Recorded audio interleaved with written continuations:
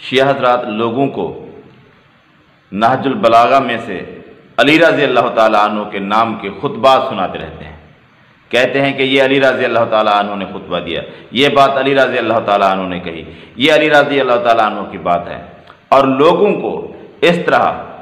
ایک صحابی رسول رضی اللہ تعالیٰ عنہ کا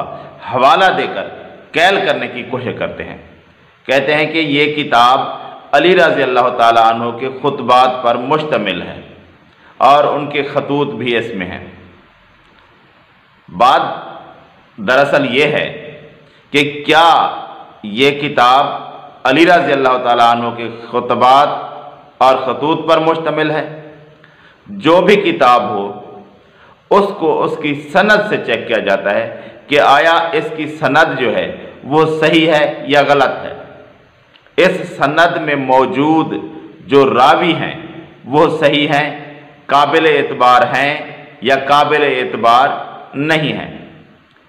آیا اس سند میں کوئی ضعف تو نہیں پایا جاتا، یا اس کی سند موضوع تو نہیں ہے، من گھڑت تو نہیں ہے۔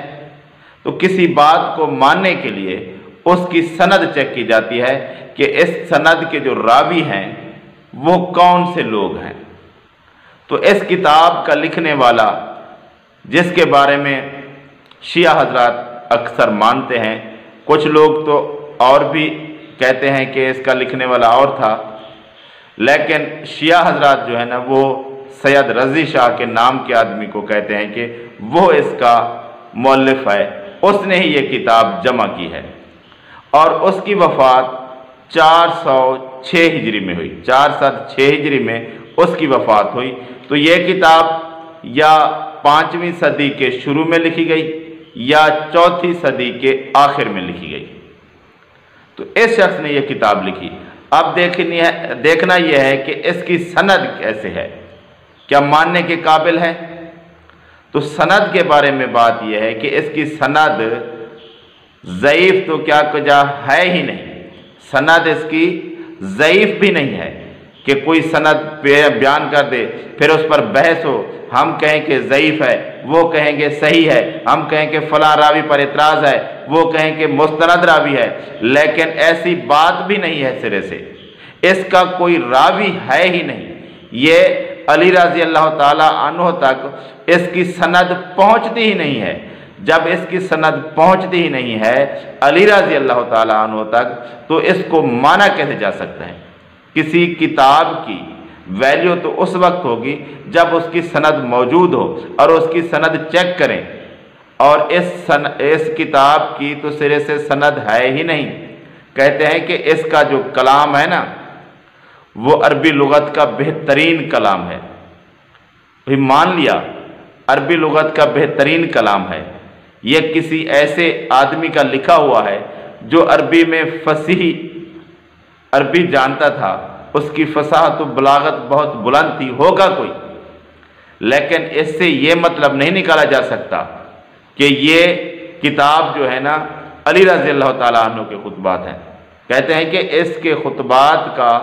جو عربی ادب میں درجہ ہے وہ بہت بلند ہے، اس کی عربی بہت اچھی ہے، اور اس کے علاوہ کہتے ہیں کہ یہ اہل سنت علماء نے بھی اس کو مانا ہے کہ اس کی عربی بلاغت بہت اونچی ہے، اور اس کتاب کو انہوں نے مانا ہے کہ بہت فصیح زبان ہے، اور انہوں نے اس کی شرح وغیرہ کچھ لکھی ہیں۔ تو میں کہتا ہوں کہ اہل سنت علماء نے 7 ملکات مدارس میں پڑھائی ہیں، وہ اسلام سے پہلے اکثر مشرک شعراء کی باتیں ہیں، اور اس میں ان کتابوں میں ایسی نازیبا باتیں بھی ہیں جو انسان کسی عام محفل میں وہ باتیں کر ہی نہیں سکتا، لیکن کیونکہ وہ عربی ادب کا بہت بڑا شاہکار تھی، اس لیے مدارس میں عربی سمجھانے کے لیے ایسی باتیں بھی پڑھا دی گئی، ان کی شروحات بھی لکھی گئی، لیکن اس کا مطلب یہ نہیں ہے کہ وہ عربی ادب کا بے شک بہت بڑا نام ہے، لیکن یہ بات نہیں ہے کہ وہ صحیح باتیں ہیں، یہ بات نہیں ہے۔ اسی طرح یہ بھی عربی ادب کی بے شک بہت اچھی کتاب ہے، لیکن یہ علی رضی اللہ تعالیٰ عنہ کے خطبات نہیں ہیں، اور اس کتاب میں ایسی باتیں ہیں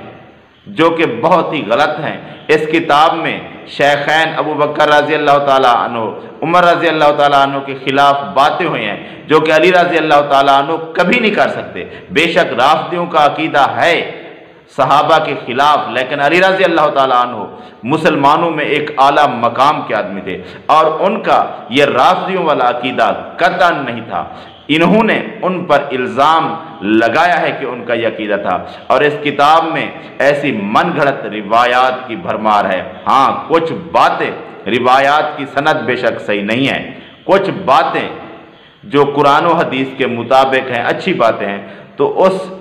آدمی نے جس نے یہ کتاب لکھی یا جس نے یہ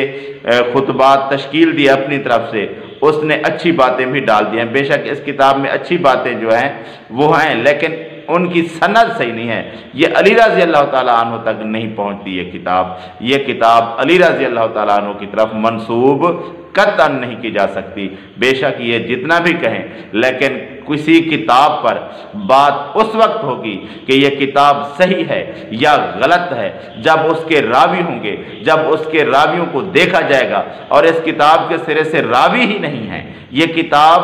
سند علی رضی اللہ تعالیٰ عنہ تک پہنچتی ہی نہیں ہے، تو پھر اس کتاب کو مانا کیسے جائے، اس کتاب کو پرکھا کیسے جائے، اس کتاب کو دیکھا کیسے جائے؟ تو یہ کتاب ایک من گھڑت کتاب ہے جو کہ علی رضی اللہ تعالیٰ عنہ کی طرف منسوب کی گئی ہے۔